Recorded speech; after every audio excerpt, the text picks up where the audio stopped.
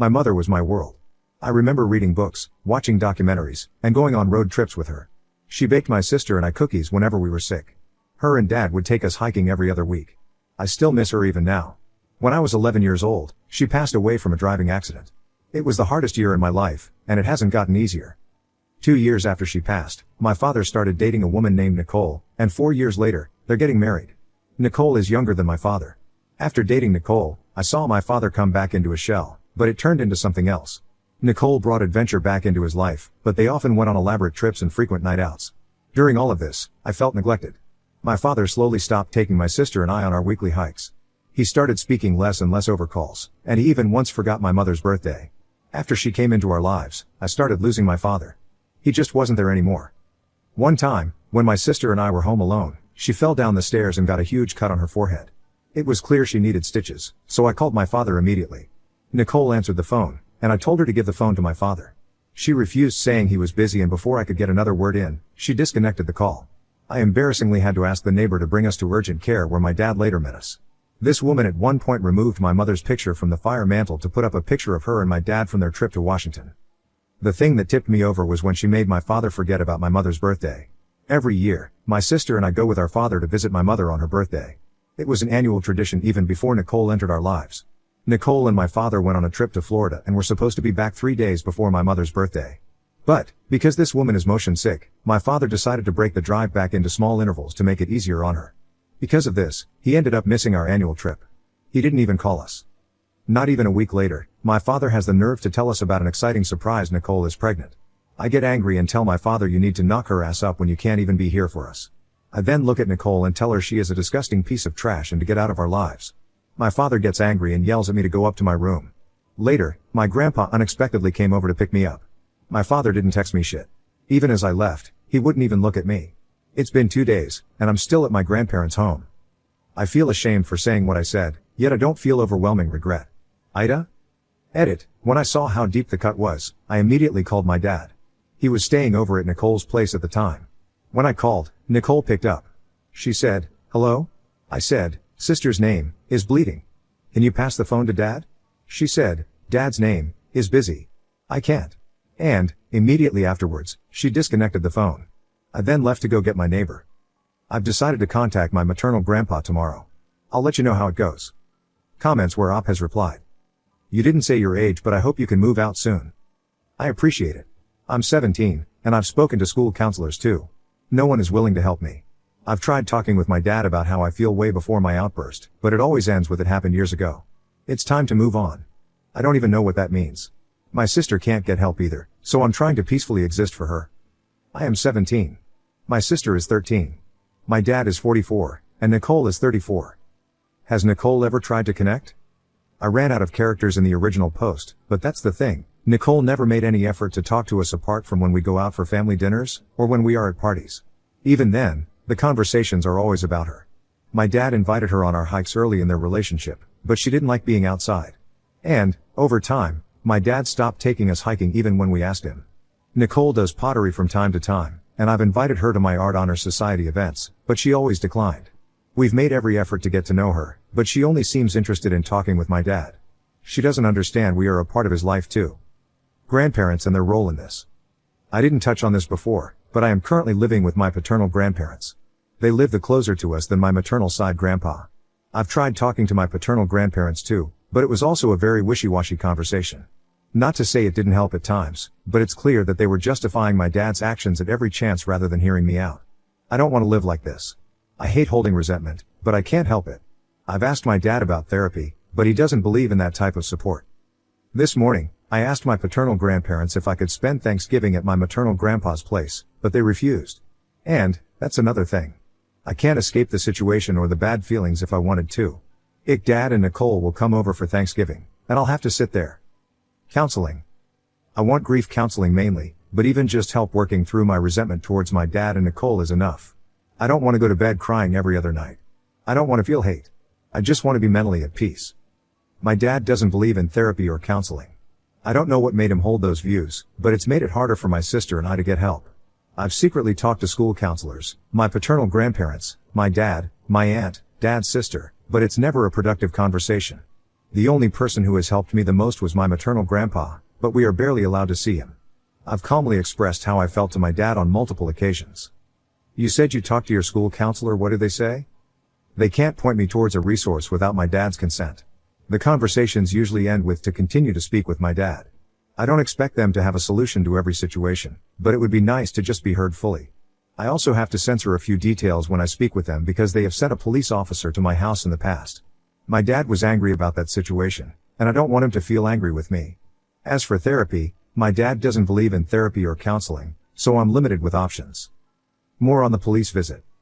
When I spoke to the school counselor, I mentioned that when my dad and Nicole were traveling abroad, he left me and my sister home alone for 3 days and forgot to leave us some money to get food. Because of this, a police officer was sent to our home to check on us, and my dad got angry about me sharing family information to strangers. Another time, he forgot to pick up my sister from swim practice for an hour or so. My dad got a call from the swim place, and he told me to walk, 30 minutes walk, and get my sister.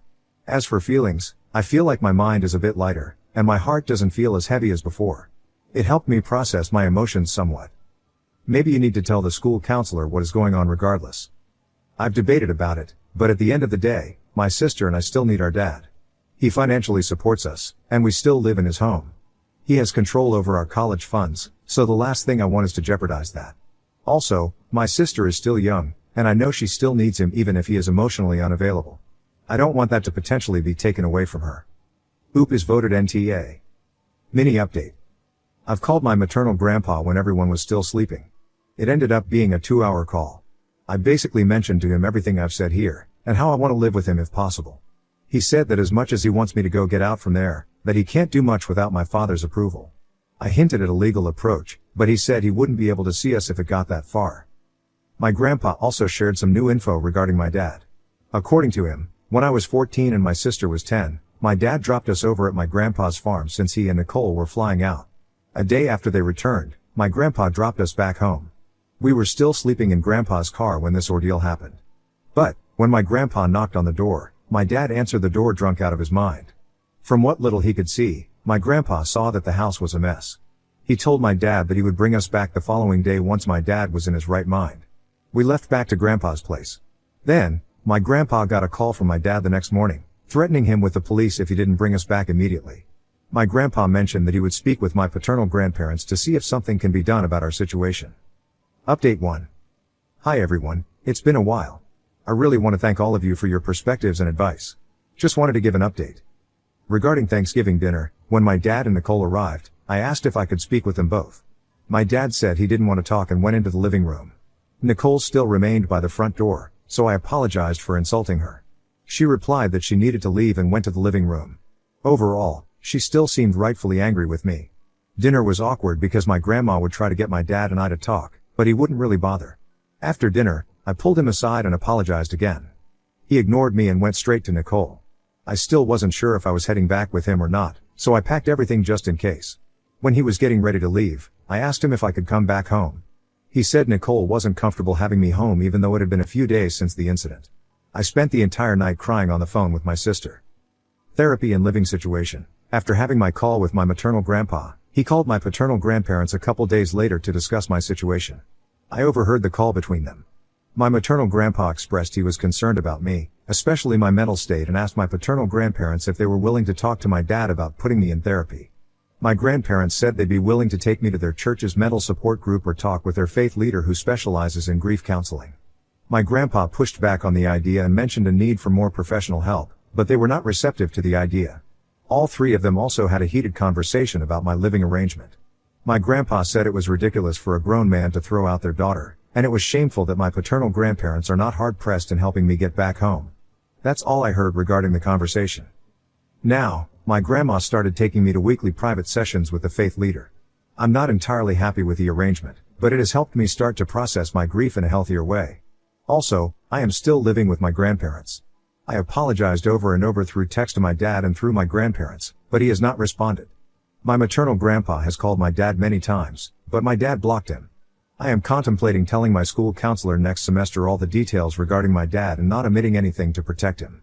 I also wasn't invited to my dad and Nicole's Christmas dinner, which hurt, but I'm starting to not care to have a relationship with my dad. I don't know if my feelings will change. In a twisted way, it was good he didn't let me go back home with him. The space has helped me focus on myself. Comments where Op has replied. Is your sister still in the house? I ran out of characters in the update, but my sister is still living with my dad. She visits me over weekends and I've walked home with her from school, so I still have some contact. Text him once more and say you're not sorry. Have him sign away his parental rights and then go scorched earth. I've thought about this long and hard to the point it had mentally consumed me. I've imagined every revenge and final say moments, but one thing I've recognized in therapy is how much my resentment and anger has been holding me back from moving on. I am now just trying to emotionally detach from them. I have every intention to involve the school counselor for my sister. You've done the right thing. Thank you. I'm looking forward to college and putting this behind me in time.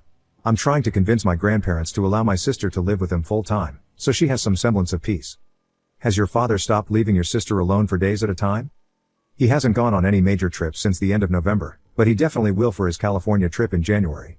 I've asked my grandparents if they could let her stay over during then and honestly for the foreseeable future. Oop responds to a comment with advice and questions here. I can't live with my maternal grandpa because I'm sure my dad wouldn't allow it.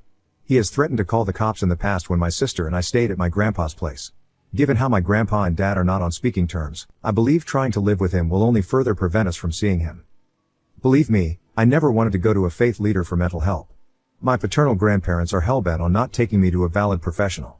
They don't believe in it and are worried what others might think of me if I do. I can drive myself, but I don't have my own car. I also don't want to lie to my grandparents about my whereabouts if I do take their truck. It's too big of a risk for me. I've lost a lot of love and respect I have for my father.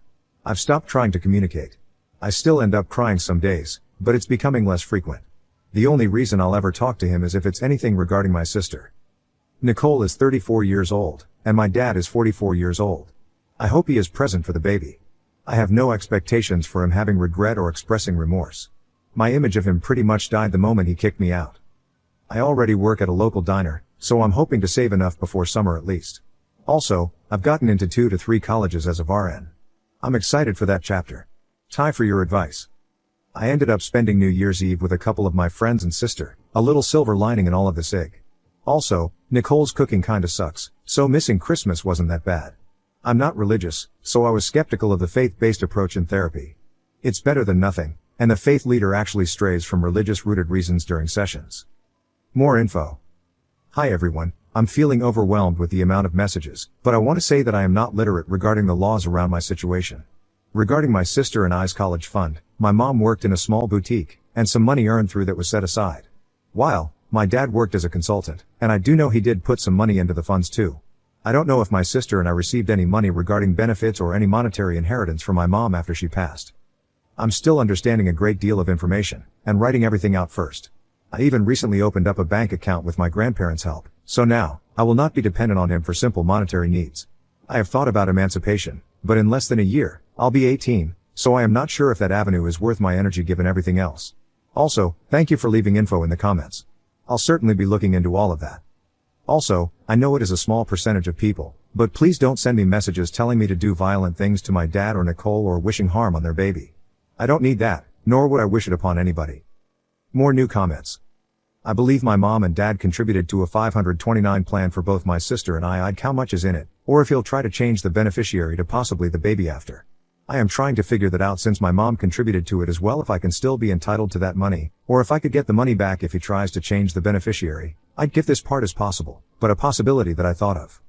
Faith leader says his behavior is a result of denial of the mourning process, and that his unhealthy coping mechanisms, constantly going out with Nicole, have manifested into his current actions. Also, he may be ignoring us because we remind him of mom or some BS like that. The leader puts heavy emphasis on family, so it's clear he's just finding roundabout ways to explain my dad's actions but doesn't acknowledge his wrongdoings. He at least acknowledges my feelings and discusses healthy coping mechanisms and how to manage grief. The faith leader never agreed or disagreed with any of my sentiments. New update. Hi, I wasn't sure if I was still allowed to add long updates to my old post, but I wanted to give one. Right now, everything is a mess, so I'll try my best to be coherent. This in hindsight was an idiotic mistake on my end, but after I scheduled a meeting with my counselor, I mentioned it while calling my sister. On the call, I never explicitly mentioned my intention to report him, but she started freaking out and telling me it was not a good idea. She ended up crying on call saying that I would be hurting our father if I reported him. I told her that I wouldn't go to the meeting to help her calm down. Regardless, I still planned on going to the counselor meeting. I scheduled the meeting during the second week of January while my father was out in California. Night before the meeting, I got a call from my father. He said that if I ever wanted a place to live again to not spread lies about him to the counselor. I said that I would never do that, and that was the end of the call. This was the first time I've spoken to him in days, and I never gave any indication of me reporting him. I realized my sister must have said something, so I called her to talk. I asked her why she would tell him something like this, and she said that he called her to ask what I was doing. She slipped up and told him that I was planning to meet with the counselor. I still ended up going to the counselor meeting, and I told him everything that was going on. I told the counselor to please not notify my father about the meeting, and he agreed. At the very end, the counselor gave me 2 to 3 pamphlets for mental health support, and said he'll follow up with me. He also dodged my questions regarding what will happen now. A day later, right after I got home from school, my paternal grandpa called me over and said he wanted to talk. He told me that the school called my father to set up a meeting with the counselor. He started to yell and get angry with me, saying that if I pull this shit, they'll take my sister and the baby away. He also said that I wasn't raised to lie and continued to reprimand me. I never thought my grandpa was capable of being this way, but it scared me how angry he got. I also got grounded, so I'm not allowed to drive or visit friends for a couple of weeks.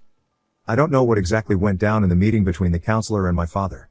From the call between my grandpa and father, I learned there was a police officer present in the meeting and that they will be doing a wellness check.